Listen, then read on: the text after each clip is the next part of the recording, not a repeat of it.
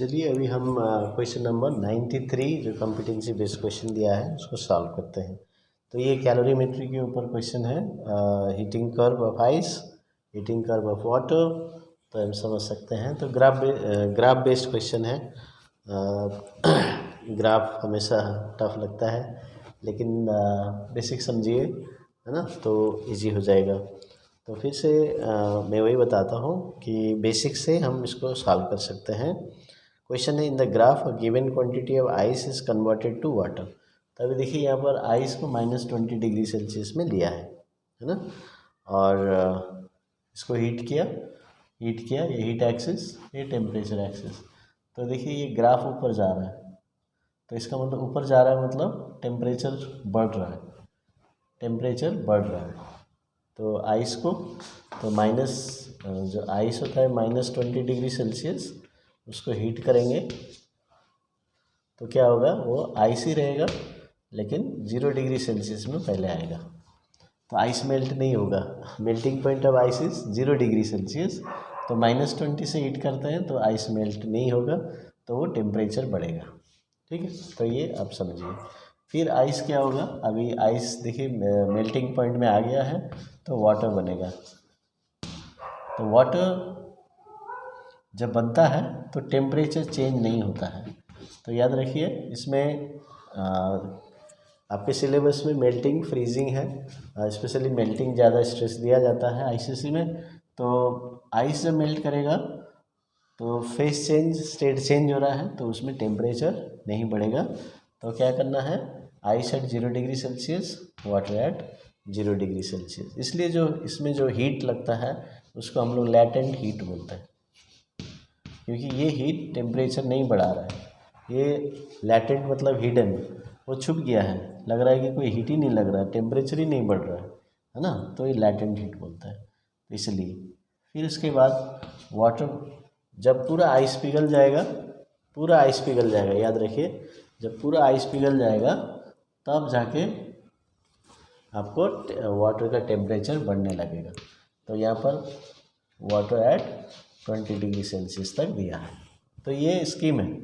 अब यही होता है, हर बार जब आइस को हीट करोगे तो ये स्कीम होगा, और वाटर को कूल करोगे, जैसे वाटर को कूल करोगे तो इसी का उल्टा होगा, 20 डिग्री से 0 में आएगा, 0 से फिर आइस बनेगा, फ्रीजिंग होगा, फिर 0 पूरा आइस जब बनने के बाद फिर टेम्परेचर -1, -2, -3 ऐसे -20 में चले जाएगा।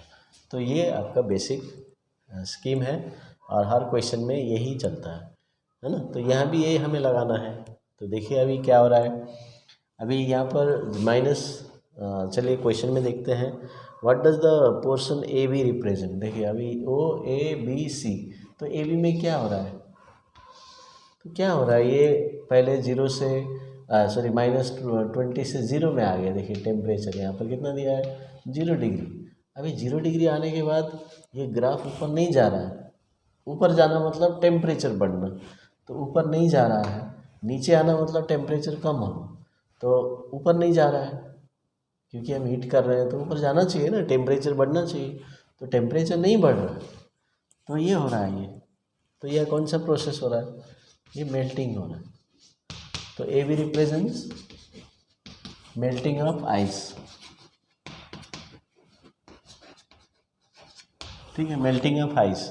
अभी आपको और एक आईसीसी क्वेश्चन पूछ सकता है, define the process taking place at A B, ऐसे बोलेगा। तो आपको पहले आइडेंटिफाई कीजिए क्या हो रहा है, मेल्टिंग हो रहा है, फिर मेल्टिंग का डेफिनेशन लिखिए। तो ऐसे पार्ट क्वेश्चंस पूछ सकता है, एप्लीकेशंस, है ना।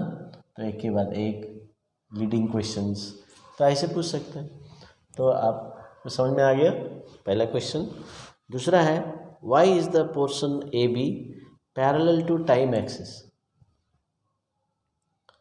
अभी टाइम एक्सिस यहाँ पर बताया है, एक्चुअली यहाँ पर हीट दिया है, इसको हम टाइम एक्सिस भी ले सकते हैं with time, temperature versus time, है ना, टेम्परेचर के साथ ये पैरेलल होगा। क्यों पैरेलल है इसके साथ, तो ये पैरेलल मैंने पहले बताया ना, तो ये पैरेलल है, ये ऊपर भी नहीं जा रहा है, नीचे भी नहीं जा रहा है, तो टेम्परेचर नहीं बढ़ रहा है, ऊपर जाना मतलब टेम्परेचर बढ़ना, नीचे आना मतलब टेम्परेचर कम होना, है ना। तो इसलिए ये ऊपर भी नहीं जा रहा है, नीचे भी नहीं आ रहा है, पैरेलल है, तो टेम्परेचर नहीं बढ़ रहा है। तो टेम्परेचर नहीं बढ़ रहा है, क्यों टेम्परेचर नहीं बढ़ रहा है? That means ice is melting, and during melting temperature does not change because the latent heat is utilized in changing the state of ice. तो मोलिकुलर अरेंजमेंट में जो है पूरा ये पोटेंशियल एनर्जी में चले जाए। तो kinetic energy does not change. ये और एक टेक्निक है लिखने का, तो ये भी याद रखिए।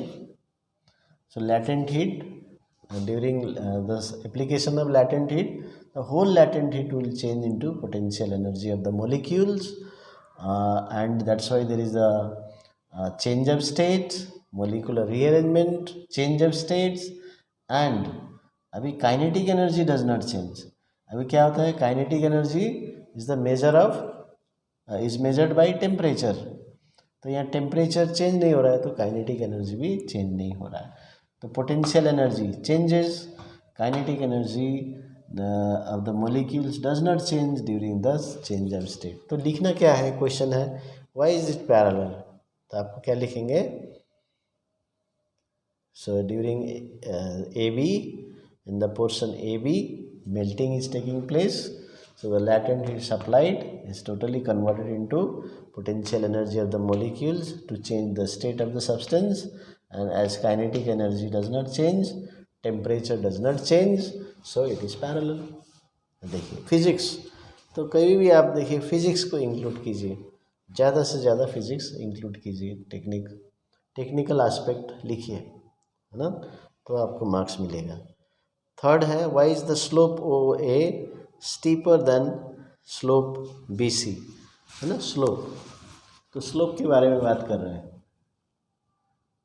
तो स्लोप अभी अब यदि हम देखें, यहाँ पर ये वाटर है और ये है आइस, है ना। अभी ये जो है ये क्यू है और वो टी है। तो यदि हम स्लोप क्या होता है, slope is equal to T by Q हम लिख सकते हैं, है ना। Y axis by X axis. ये स्लोप का फॉर्मूला क्या है, y2 minus y1 by x2 minus x1, ये स्लोप का फॉर्मूला। तो यहाँ पर y एक्सिस क्या है, टेम्परेचर है, इसलिए delta T by delta Q लिख सकते हैं। अभी यदि हम देखें तो c का जो फॉर्मूला है q बाई या delta Q by M delta T, और इसको यदि हम लिखना चाहते हैं तो c is equal to 1 by M delta T by delta के। तो ये मैंने इसको नीचे लेके आया क्योंकि ये delta T by delta Q चाहिए।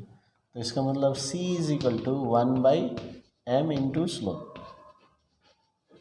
तो देखिए c is equal to 1 by M into slope, तो मास तो कांस्टेंट रहेगा, तो इसका मतलब c is inversely proportional to slope, और slope is inversely proportional to c। तो ये हम देख रहे हैं। तभी ये वाटर का c क्या है, वाटर का c ज़्यादा होता है, तो इसलिए स्लोप कम होगा, इसलिए ये कम हो गया, और इसका ज़्यादा स्लोप है, ज़्यादा एंगल है, इसका कम एंगल होगा। तो ये कॉन्सेप्ट है। तो आपको क्या लिखना है, ये अंडरस्टैंडिंग है। अभी लिखना क्या है 1 मार्क्स में, why is the slope O A steeper than slope B C. तो आप चाहे तो ये एक्सप्रेशन याद कर सकते हैं और आप लिख सकते हैं, slope is inversely proportional to specific heat capacity as CW is greater than C ice, therefore slope of water is less than slope of ice, ऐसे लिख सकते हैं। तो ये और ये 3 लाइन लिख सकते हैं टेक्निकली, ठीक है। तो इस तरह से आप जो हीट का क्वेश्चन है कैलोरीमेट्री उसको सॉल्व कर सकते हैं।